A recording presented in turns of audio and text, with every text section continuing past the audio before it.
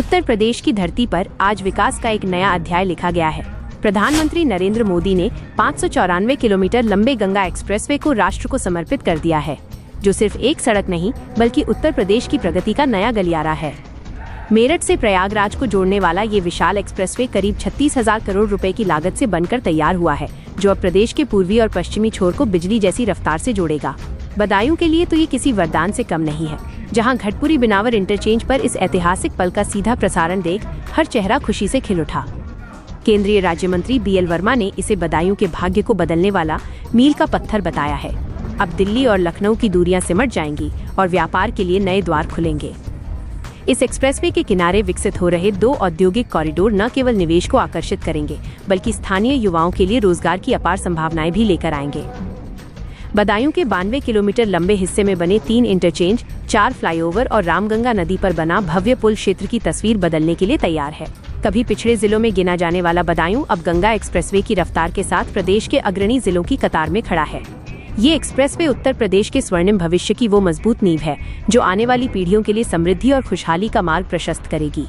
आज गंगा एक्सप्रेसवे का लोकार्पण इस देश के यशस्वी प्रधानमंत्री आदरणीय श्री नरेंद्र मोदी जी ने अभी कुछ ही समय पहले लोकार्पण करके प्रदेश और देश के लिए समर्पित किया। मैं इस अवसर पर बदायूं वासियों के लिए, प्रदेश वासियों के लिए बहुत बहुत बधाई देना चाहता हूँ। जिस प्रकार से ये गंगा एक्सप्रेसवे 594 किलोमीटर लंबा, जिसमें 12 जनपद सीधे से जोड़ रहे हैं, और बदायूं की विशेषता ये 21 इंटरचेंज है, उनमें से हमको 3 इंटरचेंज मिले और बड़े 92 किलोमीटर के लगभग बदायूं से होकर के ये गंगा एक्सप्रेस वे गुजर रहा है। ये गंगा एक्सप्रेस वे से केवल मेरठ से प्रयागराज की दूरी कम ही नहीं होगी, बल्कि पूर्वांचल और पश्चिम की जो दूरी ज्यादा थी वो दूरी भी घटेगी।